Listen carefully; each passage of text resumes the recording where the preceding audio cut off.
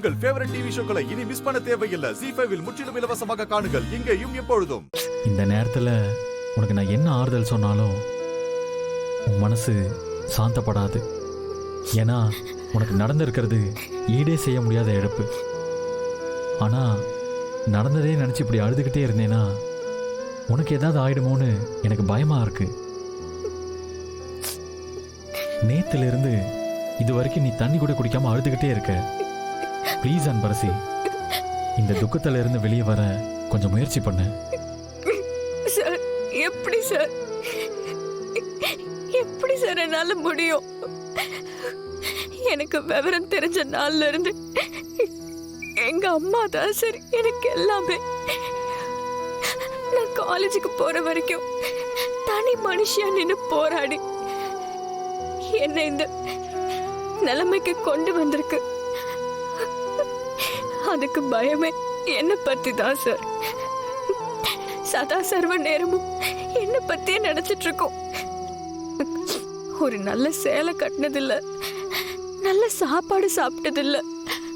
யாரு கேட்டாலும் எல்லாம் என் பொண்ணுக்காக தானே சொல்லி உழைச்சுக்கிட்டே இருக்கும்.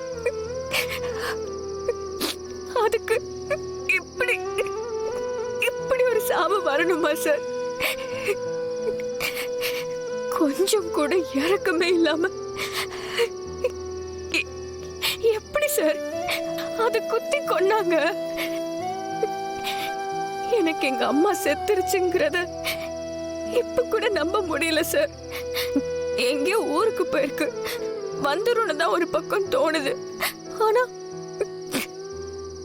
எங்க அம்மா என்ன நிரந்தரமா விட்டுட்டு போயிடுச்சு சார்.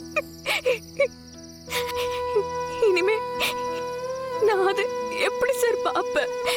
அது குரலை நான் எப்படி கேட்பேன்?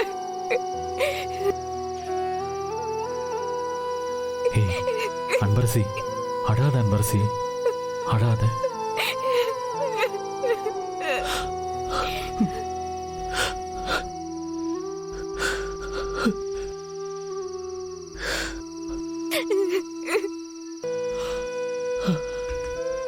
சந்திரா, இந்த நேரத்துல நீ தான் தைரியமா இருக்கணும். அவளுக்கு ஆறுதல் சொல்ல வேண்டிய நீயே இப்படி கலங்கி நின்னா எப்படிப்பா?